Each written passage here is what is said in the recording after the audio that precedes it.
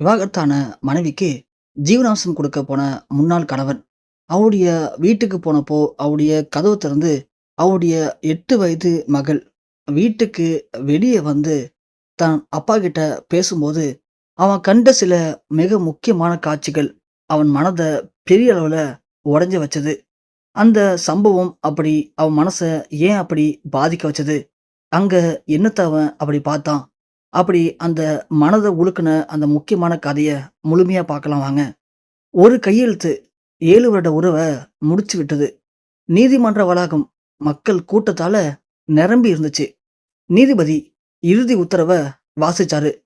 2 பேருடைய பரஸ்பர சம்மதத்தோட அடிப்படையில இந்த விவாகரத்த நான் வழங்குறேன். குழந்தையுடைய பராமரிப்பு தாயிடம் தான் இருக்கணும். தந்தை அதற்காக மாதந்தோறும் ஜீவனாம்சமா ஒரு குறிப்பிட்ட தொகைய அவரது தந்தை அவங்களுடைய அம்மா கிட்ட கொடுக்கணும் அப்படின்னு அவரு சொன்னாரு.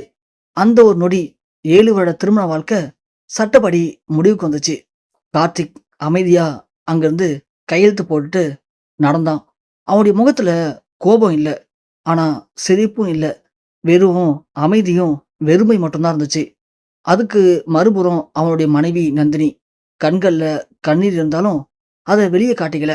தனது 8 வயது மகள் அக்ஷயா கைய இறுக்கமா பிடிச்சுக்கிட்டு நீதிமன்றத்த விட்டு வெளிய நடந்து வந்தா நந்தினி.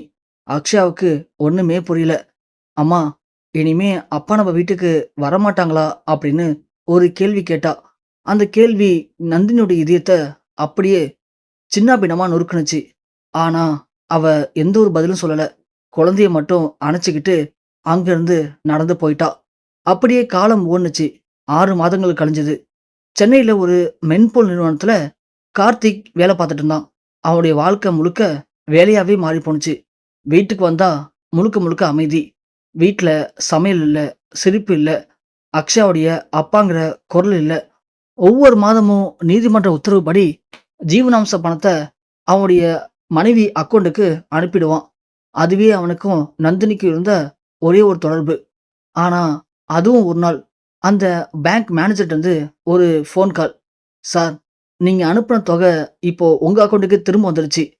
அத கேட்டதும் கார்த்திக் "ஏன்?" அப்படின்னு வங்கியோட மேனேஜர்ட்ட கேட்டான். அதற்கு அவர் சொன்னாரு, "அந்த வங்கி கணக்கு இப்போ செயல்பாட்டிலே இல்ல சார்." கார்த்திக் அப்படியே சில நொடி அமைதியா இருந்தான். "சரி, நான் நேர்ல போயிட்டு பார்த்துட்டு அமௌண்ட்ட குடுத்துர்றேன் சார்ன்னு" சொல்லிட்டு, அன்னைக்கு வேலையெல்லாம் முடிச்சுட்டு சாயந்திரமா அவன் பழைய டைரியில இருந்த அவளுடைய அட்ரஸ் எடுத்துக்கிட்டு, நந்தினி தங்கியிருந்த அந்த வாடகை வீட்டுக்கு புறப்பட்டான். அது ஒரு சின்ன தெரு. எல்லாமே பழைய வீடு தான். ரோடு ரொம்ப சின்ன ரோடு தான்.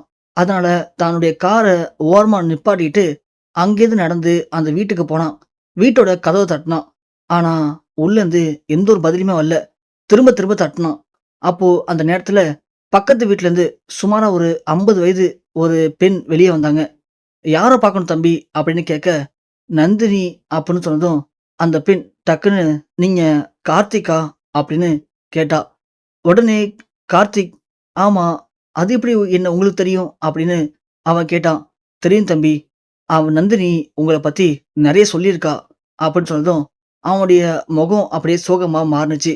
"நீங்க கொஞ்சம் முன்னாடியே வந்திருக்கலாம்." அப்படின்னு அந்த பெண்மணி சொன்னதும், அந்த வார்த்தை கார்த்திக்குள்ள ஏதோ ஒரு இனம் புரியாத பயத்த ஏற்படுத்துனுச்சு. "ஏம்மா, என்ன ஆச்சு?" அப்படின்னு கேட்க, அந்த பெண் மெதுவா சொன்னா, "நேத்து நைட்லேருந்து அவளுக்கு கடுமையான காய்ச்சல். குழந்தை மட்டும் தான் தனியா பார்த்துக்கிட்டு இருக்கா. வீட்ல சாப்பாடு கூட சமைக்கல." அந்த வார்த்தை கேட்டதும் கார்த்திக் அப்படியே பதறி போனான். அந்த நேரத்துல மெல்லமா கதவு தொறந்தது. கதவு திறந்தது அவனுடைய குழந்தை அக்ஷயா. 6 மாசத்துல அவளுடைய முகம் ரொம்ப ரொம்ப வாடி போயிருந்துச்சு. அப்பாவ பார்த்ததும் அவளுடைய கண்கள் கலங்குனுச்சு. "அப்பா" அப்படின்னு சொல்லிட்டு ஓடி வந்து கார்த்திக்க கட்டிப்பிடிச்சா. கார்த்திக்குடைய கண்களும் அப்படியே கண் கலங்குனுச்சு. "அம்மா எங்கம்மா?" அக்ஷயா அமைதியா வீட்டுக்குள்ள கைய நீட்டினான். கார்த்தி உள்ள போய் பார்த்தான். அவன் பார்த்த அந்த காட்சி அவனுடைய இதயத்த ஒட்டுமொத்தமா நொறுக்குனுச்சு. கார்த்திக் மெதுவா வீட்டுக்குள்ள நுழைஞ்சதும், ஒரு சிறிய வாடகை வீடு. சுவர்ல இருந்த பெயிண்ட்லாம் உறிஞ்சு கீழ விழுந்து கிடந்தது. மின்விசிறி ரொம்ப பொறுமையா சுத்திட்டு இருந்துச்சு. மூலையில ஒரு பழைய மேஜை, 2 பிளாஸ்டிக் நாற்காலி. ஒரு காலத்துல தான் வீட்ல என்னென்ன பொருள நந்தினி வாங்கி வச்சிருந்தா. ஆனா, அதெல்லாம் இப்போ இல்லாம, எப்படி இவ இந்த வீட்ல வாழ்ந்துட்டு இருக்கா? அப்படிங்கிற எண்ணம் அவனுக்குள்ள இருந்துச்சு. அறைக்கு போனதும் படுக்கையில நந்தினி காய்ச்சலால ரொம்ப சோர்ந்து படுத்திருந்தா. முகம் ரொம்ப வெளுத்து போயிருந்தது. அருகில ஒரு பாதி குடித்த தண்ணீர் பாட்டிலும், மருத்துவர் எழுதி குடுத்த மருந்து சீட்டு மட்டும் இருந்துச்சு. அந்த சீட்ட பார்த்த கார்த்திக் அதிர்ச்சி அடைஞ்சான். 3 நாளைக்கு முன்னாடி மருந்து வாங்க சொல்லி டாக்டர் குடுத்துருக்காரு. ஏன் இன்னமும் வாங்காம இருக்கீங்க? அப்படின்னு அக்ஷயாட்ட கேட்டான். அப்பா, அம்மாகிட்ட பணம் இல்ல. அந்த ஒரு வார்த்தை கார்த்திக்கோட மனச மேலும் காயமாக்குனுச்சு. அவன் உடனே அங்கருந்து பக்கத்துல இருந்த மெடிக்கல் ஷாப்புக்கு போனான். மருந்து வாங்கிட்டு வந்தான். சூடான கஞ்சி, பழம், தேவையான பொருட்களையும் கூடவே வாங்கிட்டு வந்தான். சிறிது நேரத்துல நந்தினிக்கு லைட்டா முழிப்பு வந்துச்சு. கார்த்திக்க பார்த்ததும் லைட்டா அதிர்ச்சி அடைஞ்சா. "நீங்களா?" அப்படின்னு கேட்கதும், உடனே கார்த்திக், "நீ எதுவும் பேச வேணாம். முதல்ல இந்த மருந்த சாப்பிடு." அவளுடைய அமைதியான மருந்த மட்டும் வாங்கிக்கிட்டா. ஆனா, அவளுடைய கண்கள்ல வெட்கமும், வலியும் தெரிஞ்சுது. அன்னைக்கு சாயந்தரம் கமலாக்கா கார்த்திக்கு காஃபி கொண்டு வந்தாங்க. "தம்பி, உங்கள்ட்ட ஒரு விஷயம் சொல்லணும்." "சொல்லுங்க அக்கா." "நீங்க அனுப்புற ஜீவனாம்ச பணத்துல பாதிய மட்டும் தான் தம்பி அவ வீட்டு செலவுக்குன்னு பயன்படுத்துறா. மீதியெல்லாம் அக்ஷயாவுடைய படிப்புக்காக சேர்த்து வச்சுட்டா." அத கேட்டதும் கார்த்திக் ரொம்ப சந்தோஷப்பட்டான். "ஆனா தம்பி, இவ இதுவரைக்கும் தனக்காக ஒரு புடவ கூட வாங்குனதில்ல. ஆனா குழந்தைக்கு மட்டும் எந்த குறையும் வரக்கூடாதுன்னு நல்லா பார்த்துக்கிட்டாப்பா." அந்த வார்த்தை கார்த்திக்குள்ள ஏதோ பண்ணுச்சு. அந்த நேரத்துல அக்ஷயா தன்னோட பள்ளி பைய எடுத்து வந்தா. "அப்பா, இத பாருங்க." அப்படின்னு ஒரு ஓவிய நோட்டு எடுத்து காட்டுனான். அதுல ஒரு படம். அதுல அம்மா, அப்பா, நடுவுல அவ. மூவரும் கைகோத்தபடி நின்னுட்டு இருந்தாங்க. படத்துக்கு மேல குழந்தை எழுதியிருந்த ஒரு வரி, "என் ஆசை, நாங்க 3 பேரும் ஒரே வீட்ல சிரிச்சுட்டு வாழணும்." அந்த வரிய படிச்ச கார்த்திக்குடைய கண்கள் கண்ணீரால வழிஞ்சுது. அவன் அமைதியா தலை குனிஞ்சான். அந்த நேரத்துல கதவுக்கு வெளியே ஒருத்தவங்க வந்து நின்னாங்க. "நந்தினி, வாடகை 3 மாசம் பாக்கி இருக்கு. நாளைக்குள்ள குடுக்கலன்னா வீட்ட காலி பண்ணியாகணும்." அப்படின்னு அவரு கொஞ்சம் சத்தமா பேசிட்டு போனாரு. ஜீவனாம்சம் குடுத்தும் ஏன் இப்படி ஒரு நிலைமை அப்படின்னு அவனுக்கு புரியல. அந்த கஷ்டத்துக்கு பின்னால அவன் ஒருபோதும் எதிர்பார்க்காத ஒரு பெரிய ரகசியம் மறைஞ்சிருந்துச்சு. அன்னைக்கு நைட்டு நந்தினி தூங்கிய பிறகு கார்த்திக்கு சுத்தமா தூக்கமே வரல. வீட்டுடைய ஒவ்வொரு மூலையையும் அவன் பார்த்துட்டு இருந்தான். சுவர்ல ஒரு பழைய குடும்ப புகைப்படம்.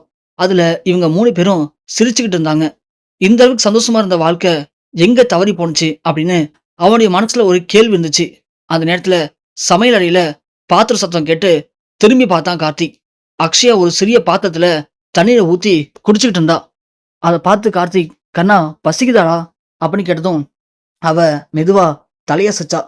கொஞ்சம் கார்த்திகோட இதயம் லைட்டா நொறுங்கி போச்சு. வீட்ல அரிசி டப்பாவ திறந்து பார்த்தான். அடியில ஒரு கைப்பிடி அரிசி மட்டும் தான் இருந்துச்சு. பருப்பு இல்ல, எண்ணெய் இல்ல, காய்கறி இல்ல. அவனுக்கு அப்படியே கண் கலங்கி கண்ணீர் வந்துச்சு. உடனே பக்கத்துல இருந்த ஹோட்டலுக்கு போனான். சூடா சாப்பாடு வாங்கிட்டு வந்து குடுத்தான். அக்ஷயா சாப்பிடுற வேகத்த பார்த்து, "எத்தன நாளாச்சு இப்படி வயிறு நிறைய சாப்பிட்டு?" அப்படிங்கிற கேள்வி அவனுடைய மனசுல பெரிய ரணமா மாறுனுச்சு. அடுத்த நாள் காலையில நந்தினிக்கு கொஞ்சம் உடம்பு பரவால்ல. கார்த்திக் அமைதியா கேட்டான், "இவ்ளோ கஷ்டம் இருந்தும் ஏன் என்ன ஒரு தடவையாவது எனக்கு ஃபோன் பண்ணல?" நந்தினி சில நொடி அப்படியே அமைதியா இருந்தா. "நமக்குள்ள இருந்த உறவு முடிஞ்சிருச்சு கார்த்திக். ஆனா குழந்தைக்கு அப்பாவா நான் இருக்கனே." அப்படின்னு கார்த்திக் சொன்னான். "அதனால தான் நீங்க அனுப்புற ஜீவனாம்சத்த நான் இன்னமும் உங்க பொண்ணுக்காக வாங்கிட்டு இருக்கேன். அது தவிர வாழ்க்கையில நான் யாருக்கும் சுமையா இருக்க விரும்பல." அப்படின்னு அவ சொன்னா. அந்த வார்த்தை கார்த்திக்கு குற்ற உணர்ச்சிய அதிகப்படுத்துனுச்சு. அதே நேரத்துல வீட்டோட கதவ யாரோ தட்டுனாங்க. பார்த்தா ஒரு வயதான பெண்மணி உள்ள வந்தாங்க. அவங்க பக்கத்துல இருக்கிற மருத்துவமனையில வேலை செய்யற ஒரு நர்ஸ். "நந்தினி, உன் அம்மாவுக்கு இன்னைக்கு டயாலிசிஸ் பண்ணணும். அதுக்கு பணம் கட்டணும்னு சொன்னாங்க." அந்த வார்த்தைய கேட்ட கார்த்திக் அதிர்ச்சி அடைஞ்சான். "என்ன? உங்க அம்மாவுக்கா?" அப்படின்னு கேட்டதும் நந்தினி மெதுவா தலை குனிஞ்சா. "ஆமா, கடந்த 1 வருடமா அம்மாவுக்கு சிறுநீரக பிரச்சனை. அதனால தான் நீங்க அனுப்புன ஜீவனாம்ச படத்துல எனக்கான பணத்த கொஞ்சம் எடுத்து எங்க அம்மாவோட சிகிச்சைக்காக செலவு பண்ண வேண்டியதா இருந்துச்சு." கார்த்திக் பேச முடியாம அமைதியா இருந்தான். அவன் நினைச்சது வேறு. ஆனா உண்மை வேறு. அவ ஆடம்பரமான வாழல. தன் அம்மாவையும் மகளையும் காப்பாற்ற போராடிக்கிட்டு இருந்தா. அப்போ கமலா அவன்ட்ட வந்து ஒரு முக்கியமான விஷயத்த பத்தி பேசணும் அப்படின்னு சொன்னாங்க. அத கேட்டதும் கார்த்திக்கு ஒண்ணுமே புரியல. "என்னடா இது? நம்ப நெனச்சது ஒண்ணு, இங்க நடக்குது ஒண்ணா இருக்கே!" அப்படின்னு கொஞ்சம் அதிர்ச்சி அடைஞ்சு பார்த்தான். விவாகரத்தான அடுத்த வாரமே நந்தினிக்கு வெளிநாட்டுல நல்ல சம்பளத்தோட ஒரு வேலை கிடைச்சதுப்பா. ஆனா அக்ஷாவியாவ அவள விட்டுட்டு போறதுக்கு மனசு இல்லாம தான் அவ அந்த வேலைய விட்டுட்டா. அந்த நொடி கார்த்திக்குடைய கண்கள்ல கண்ணீர் வழிஞ்சது. நான் அவள தவறா புரிஞ்சுகிட்டு வாழ்ந்தனோ அப்படின்னு கொஞ்சம் யோசிக்க ஆரம்பிச்சான். அமைதியா அழத் தொடங்குனான். ஆனா அந்த நேரத்துல அவனுடைய மொபைல்ல ஒரு ஃபோன் கால். யாருன்னு பார்த்தா முரளி. "கார்த்திக், உன்கிட்ட நான் மறைச்சு வைத்த ஒரு உண்மைய இன்னைக்கு நான் உன்ட்ட சொல்லப் போறேன்டா" அப்படின்னு சொன்னதும், அந்த ஃபோன் அழைப்பு கார்த்திக் மனசுல ஏதோ பண்ணுச்சு. கார்த்திக் உடனே முரளி கிட்ட, "என்னடா, என்னன்னு சொல்லு" அப்படின்னு கேட்டான். அதுக்கு முரளி கனத்த குரல்ல பேச ஆரம்பிச்சான். "கார்த்திக், நான் செஞ்ச ஒரு தவறால தான்டா இன்னைக்கு உன்னுடைய குடும்பம் இப்படி சிதைஞ்சு போயிருக்கு." கார்த்திக் கேட்டதும் அதிர்ச்சி அடைஞ்சான். "என்னடா சொல்ற?" "ஆமாண்டா. அன்னைக்கு நீ பார்த்த அந்த ஃபோட்டோ நந்தினி வேறு ஒருத்தன் கூட இருந்த மாரி இருந்துச்சுல்ல?" "ஆமா. அது முழு உண்மை இல்லடா." கார்த்திக்கோட இதயம் இன்னமும் வேகமா துடிக்க ஆரம்பிச்சது. 7 மாசத்துக்கு முன்னாடி ஒரு நாள் கார்த்திக்குடைய மொபைலுக்கு ஒரு புகைப்படம் வந்துச்சு. அதுல நந்தினி ஒரு ஆணோட மருத்துவமனை வாசல்ல நின்னு பேசிட்டு இருந்தா. அந்த புகைப்படத்த பார்த்த கார்த்திக்குடைய மனசுல சந்தேகம் வளர ஆரம்பிச்சது.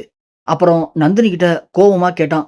ஆனா நந்தினி எந்த ஒரு விளக்கத்தையும் சொல்ல முயற்சி பண்ணும்போது, அவள பேசவே விடாம அந்த சந்தேகத்தால தினமும் சண்டை போட்டான்.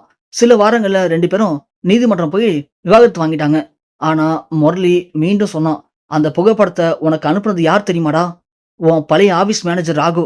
அவருக்கு நந்தினி மேல சின்ன கோவம். ஏன்னா, அவர் செஞ்ச தவற நந்தினி ஹெச்ஆர் கிட்ட சொல்லிட்டா. அதனால தான்டா அந்த ஃபோட்டோவ உனக்கு அனுப்பி உன்னையும் நந்தினியும் பிரிச்சுட்டார்றா. ஆனா உனக்கு இன்னொரு உண்மை சொல்லவா? அந்த ஃபோட்டோ இருந்தது யார் தெரியுமா? யார்றா முரளி? அது நந்தினியுடைய சித்தப்பா பையன்டா. அம்மாவ மருத்துவமனைக்கு கூட்டிட்டு போயிருந்தா. புகைப்படத்த வெட்டி உன்னை ஏமாத்திட்டாடா." கார்த்திகால அந்த செய்தி கேட்டு நிக்க முடியாம அப்படியே லைட்டா சரிஞ்சான். அவன் சோத்துல சாஞ்சுகிட்டு அதே நேரத்துல நந்தினி மெதுவா வெளிய வந்தா. "என்னாச்சு கார்த்திக்?" அப்படின்னு அவன பார்த்து அதிர்ச்சி அடைஞ்சா. அவன் கண்கள்ல கண்ணீர். "நந்தினி, நான் உன்ன நம்பவே இல்ல. நான் அமைதியா இருந்திருந்தா இவ்வளோ பிரச்சனை வந்திருக்காதுல்ல" அப்படின்னு கேட்டதும், நந்தினி அமைதியா சிரிச்சா. அந்த சிரிப்புல மகிழ்ச்சி இல்ல. பல வருட வேதனை மட்டும் தான் இருந்துச்சு. "இப்போ தெரிஞ்சு என்ன கார்த்திக் நடக்க போது? எல்லாமே நடந்துருச்சு. நான் உங்கள வெறுக்கல. ஆனா அந்த நாள்ல நீங்க என் பேச்ச ஒரு 5 நிமிஷம் கேட்டிருந்தா நம்ம வாழ்க்கை இப்படி மாறியிருக்காது." அந்த வார்த்தை கார்த்திக்குடைய மனசுல 1000 காயங்கள ஏற்படுத்துனுச்சு. அவன் முதல் முறையா தன் தவற முழுமையா உணர்ந்தான். அப்போ அக்ஷயா ஓடி வந்து 2 பேருடைய கையையும் பிடிச்சா. "அம்மா, அப்பா, நீங்க 2 பேரும் சண்டை போடாதீங்க. எனக்கு 2 பேருமே வேணும்." அந்த குழந்தையுடைய குரல கேட்டதும் கார்த்திக்கும் நந்தினிக்கும் கண்ணீர அடக்க முடியல. ஆனா வாழ்க்கை இன்னும் ஒரு சோதனைய அவங்களுக்காக காத்திருந்துச்சு. அந்த நேரத்துல மருத்துவமனையிலிருந்து ஒரு அவசர அழைப்பு வந்துச்சு. "நந்தினி, உங்க அம்மா உடல்நிலை ரொம்ப மோசமா இருக்கு. உடனே வாங்க." இருவரும் பதறி அடிச்சு மருத்துவமனை நோக்கி ஓடுனாங்க. கார்த்திக்குடைய கார் மருத்துவமனை வாசல்ல நின்னுச்சு. நந்தினி கார்ல இருந்து இறங்குனதும் நேரா அவசர சிகிச்சை பிரிவுக்கு ஓடுனா. "டாக்டர், என் அம்மா எப்படி இருக்காங்க?" மருத்துவர் முகம் சோகமா இருந்தது. "நாங்க எங்களால முடிஞ்சத செஞ்சோம். ஆனா உங்க அம்மாவ எங்களால காப்பாத்த முடியல." அந்த வார்த்தைய கேட்டதும் நந்தினி சோத்துல சாஞ்சு அழ ஆரம்பிச்சா. அதுக்கு பிறகு டாக்டர் அங்கேருந்து கிளம்பிட்டாங்க. அவங்களுடைய அம்மாவுடைய உடல கொண்டு வந்து நம்ப நந்தினி, ராகவ் 2 பேரும் சேர்ந்து அவங்க அடக்கம் பண்ணிட்டாங்க. அடக்கம் பண்ணதுக்கு அப்புறம் நந்தினி அங்கேருந்து தான் குழந்தைய அழைச்சுட்டு பொறுமையா கிளம்புனா. அப்போ கார்த்திக் சொன்னான், "நந்தினி, எங்க போற?" நந்தினி சொன்னா, "என்ன கார்த்திக், எனக்கு இருந்தது எங்க அம்மா மட்டும் தான். அவங்களும் இப்ப போயிட்டாங்க. இதுக்கு மேல எனக்குன்னு யாருமே இல்ல. நான் அப்படியே என் பொழப்ப பார்த்துட்டு நான் போயிடுறேன். ஆனா அதுக்காக உங்க பொண்ண நான் நல்லா பார்த்துக்க மாட்டேன்னு நெனச்சிராதீங்க. கண்டிப்பா அவ எனக்கும் பொண்ணு தான். நான் அவள நல்லபடியா பார்த்துப்பேன்." அப்படின்னு சொல்லிட்டு நந்தினி நடந்தா. உடனே நந்தினி கால்ல விழுந்து கார்த்திக் மன்னிப்பு கேட்டான். "என்ன மன்னிச்சிரு நந்தினி. நான் பெரிய தப்பு பண்ணிட்டேன். அந்த தப்ப நான் உணர்ந்துட்டேன். அதுக்காக என்ன மன்னிச்சு உடனே ஏத்துக்கன்னு சொல்லல. தயவு செஞ்சு என்ன விட்டு போயிடாத நந்தினி." அப்படின்னு கால புடிச்சு கதறி அழுதான். அந்த நொடி நந்தினி என்ன முடிவெடுத்திருந்தா கரெக்ட்டா இருக்கும்னு கீழ மறக்காம கமெண்ட் செக்ஷன்ல சொல்லுங்க. சந்தேகம் அப்படிங்கிறது ஒரு குடும்பத்த உடைக்க சில நிமிடங்களே போதும். ஆனா நம்பிக்கைய மீண்டும் கட்டி எழுப்ப பல ஆண்டுகள் தேவைப்படும். பேசாம எடுக்கக்கூடிய முடிவுகள் வாழ்க்கைய சிதைச்சிடும். ஆனா பேசிக்கொண்டு எடுக்கக்கூடிய முடிவுகள் தான் வாழ்க்கைய காப்பாத்தும். இந்த கதை புடிச்சிருந்துச்சு அப்படின்னா, மறக்காம இந்த கதைக்கு ஒரு லைக் பண்ணுங்க. இது மாதிரியான நல்ல நல்ல கதைகள் வேணும்னு நினைச்சீங்கன்னா, மறக்காம நம்ம சேனல் சப்ஸ்கிரைப் பண்ணி தொடர்ந்து ஃபாலோ பண்ணுங்க.